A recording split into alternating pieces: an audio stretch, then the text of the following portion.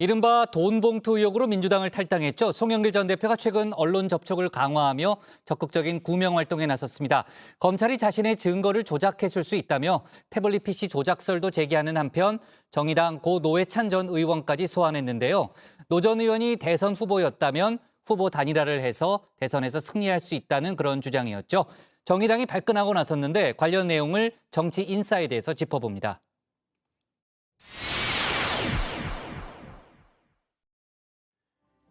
이른바 돈봉투 의혹으로 민주당을 곤혹스럽게 만들었죠.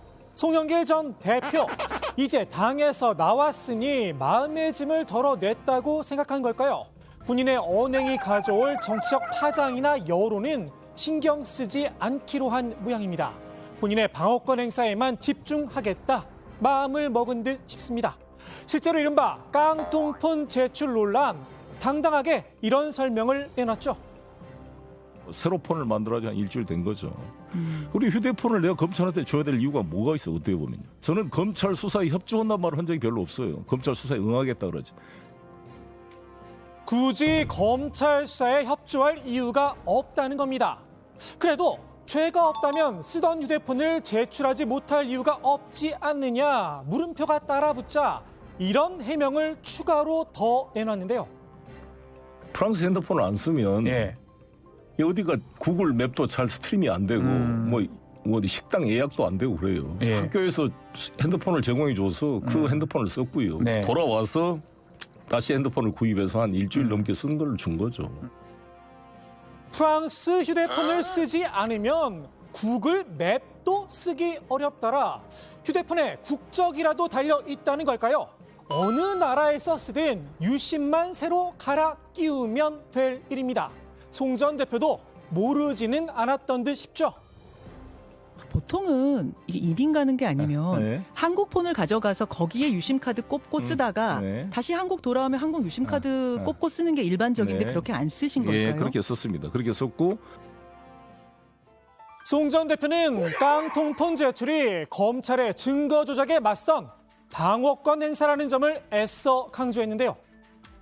증거 조작을 하고 나를 죽이려고 하는 검사한테 내가 방어권 가지고 싸워야지 내가 왜 협조를 합니까? 검사들이 다 증거를 가지고 조작을 하는데 대부분이. JTBC 뉴스룸에서 보도한 녹취 내용 역시 조작일 수 있다는 겁니다.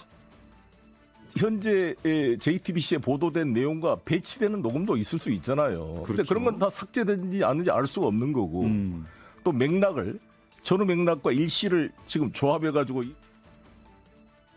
본인 사건이 조작됐다는 주장에 힘을 싣고 싶었는지 최서원 씨의 태블릿 PC 사건도 조작됐을 수 있다 의혹도 제기했습니다. 한동훈 장관이 태블릿 PC 증거 조작 의혹으로 변희재 씨가 지금 지속적으로 집 앞에까지가 데모를 해도 아무 대응을 안 하고 있어요.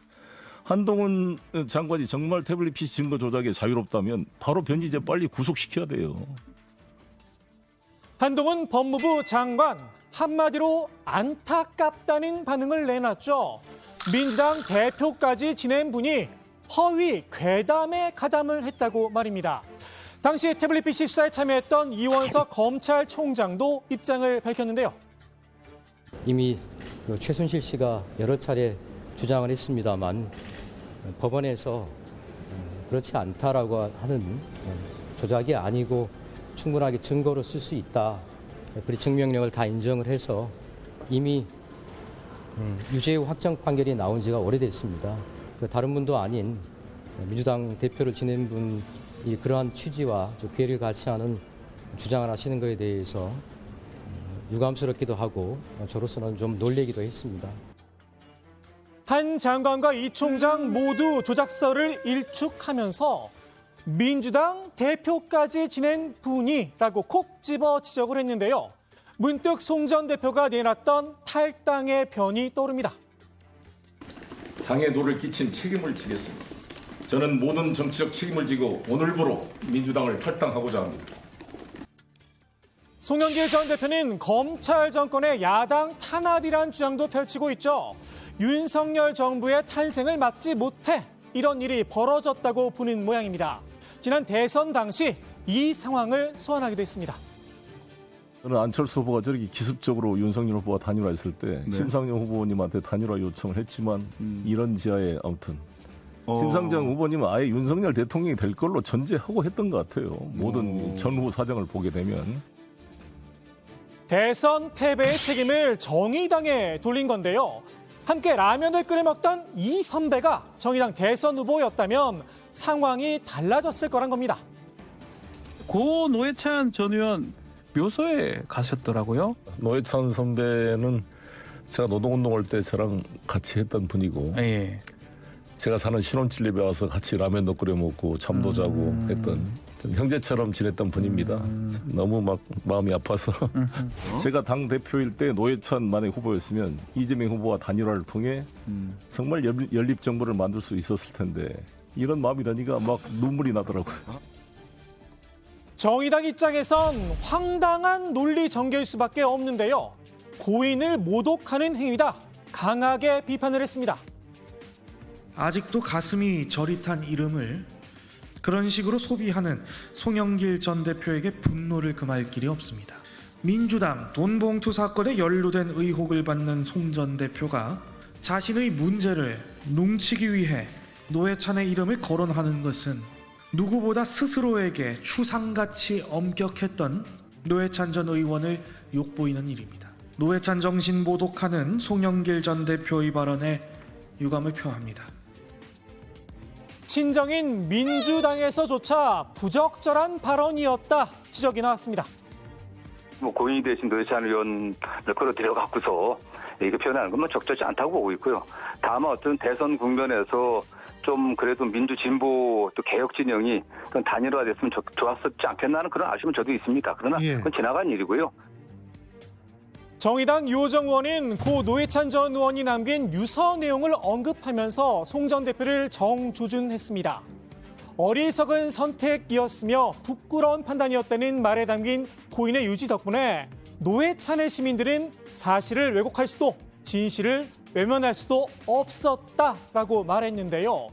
노회찬과 송영길의 분명한 차이는 노회찬은 자신의 허물을 감추려 검찰과 싸우지 않았다라고 꼬집었습니다. 누가 뭐라고 하든 송 전 대표는 검찰과 싸움을 멈출 생각이 없는 듯한데요. 오늘 하루빨리 자신을 소환 조사하라 연일 목소리를 높이고 있죠. 이른바 입국 컷으론 부족하다 싶었는지 이번엔 아예 텐트를 치겠다고 공언을 했습니다. 저를 안 부르고 주의만 하게 되면 아예 이번엔 그냥 가는 게 아니라 검찰청 앞에 텐트를 치고 아예 끝까지 한번 버텨볼 생각입니다. 송 전 대표의 투쟁, 과연 소기의 목적을 거둘 수 있을까요? 오늘의 정치인사이드, 정치권의 다소 냉소적인 반응으로 마무리합니다. 사상범인 척을 하는 게 저는 참 이상해요. 이건 사상범이 아니잖아요. 이거 돈봉투 돌린 잡범이에요. 그럼 이정근 녹취록도 마찬가지예요. 송영길 이름이 뭐 내 목소리가 들어있는 것도 아니잖아요. 자기들끼리 그냥 뇌피셜로 한 거잖아요. 그리고 송영길 대표가 정 억울하면 그 녹취록에 강래구 씨가 그 얘기 하잖아요. 영길이 형이 많이 처리했어. 거기에 대해서 강래구가 날 음해한 거라고 그 사람을 고발해야죠.